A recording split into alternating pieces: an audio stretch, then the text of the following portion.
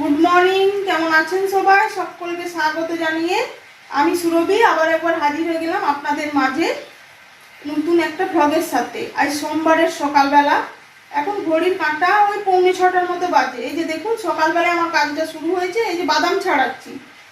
আজ থেকে ছেলের কলেজ স্টার্ট হয়ে গেল।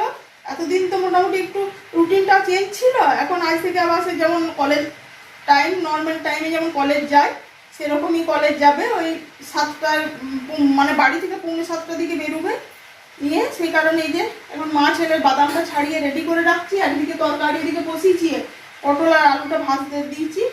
দই পটল বানাবো ভাবছি। আর এই নিয়ে রান্না বান্না তাড়াহুড়ো করে ডালটি শুধু হয়েছে, আর ভাতটা একবার ফুটিয়ে নামিয়ে রেখেছি। এখনো তরকারি দেখুন কাটছিলাম নিচে, কাটতে কাটতে উঠে আগে ছেলে রেডি হয়ে তার ব্যবস্থাটা আগে করতে হবে। তাকে উঠার পর তুলসী দিলাম। এখন আমার চা ভিজিয়ে রেখেছে, বাদামটা মা ছেলে ছাড়িয়ে রেখে দিই। ও মুখ ধুয়ে বাদামটা খাক, নিয়ে স্নান করতে যাবে।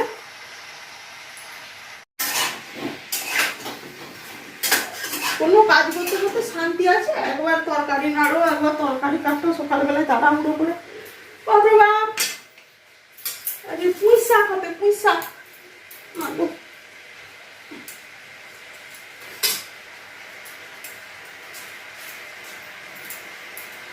কুমড়ো আছে, কচু, পুঁই শাক, ফাটাফাটি কম্বিনেশন।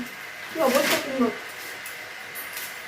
আর ছেলে বাজার করে নিয়ে এসে কুমড়ো নিয়ে আসতে বলেছি, দেখুন কুমড়োর অবস্থা। আবার আসলো বাবা দিদা মনে খেয়েছে একটু করে, ওদেরও পার্টি হয়েছে আর কি।